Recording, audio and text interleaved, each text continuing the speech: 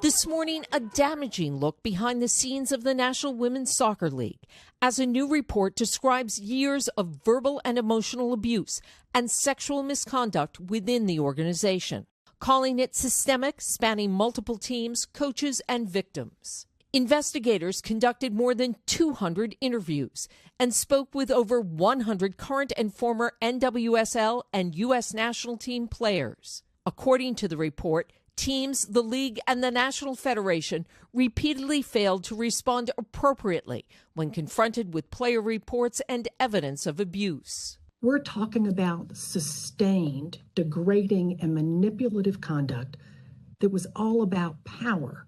Former acting U.S. Attorney General Sally Yates led the independent investigation, commissioned by U.S. Soccer last year after multiple reports described allegations of abuse by NWSL coaches. They call it systemic. How widespread was this? The barriers were not there, the consequences were not there, and thus it allowed a systemic problem to flourish for years. The Athletic first breaking the report of past players accusing former coach Paul Riley of sexual and verbal abuse. The allegations created an uproar across the league, including player protests during games and Riley's ultimate firing. Mana Shim played for Riley on the Portland Thorns, telling her story on Today last October. It's so prevalent. It's not just this team. It's not just this coach.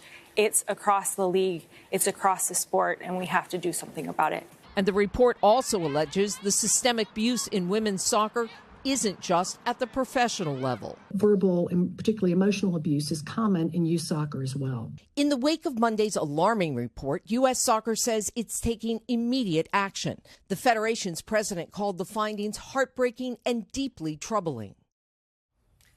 Now, we reached out to Paul Riley for comment, but we have not yet heard back. Last year, he denied all accusations to The Athletic. And in their statement about the report, U.S. Soccer says some of their new protections for players includes hiring a safe sport coordinator to oversee athlete safety and adding additional background checks for its employees. It seems like in cases like this, I feel like you do these sorts of stories, and it seems like the coaches or people seem to always get moved around. Absolutely. What's stunning about this, Hoda, is this is the same story I've done about the Catholic Church, USA Swimming, Boy Scouts of America, any number of organizations. People did not listen to the people who said something bad was happening, and they sided with the organization, and then they covered it up. And what's most amazing about this, this didn't happen in the 1930s, 40s, or 50s. This happened in the last 10 years. Yeah.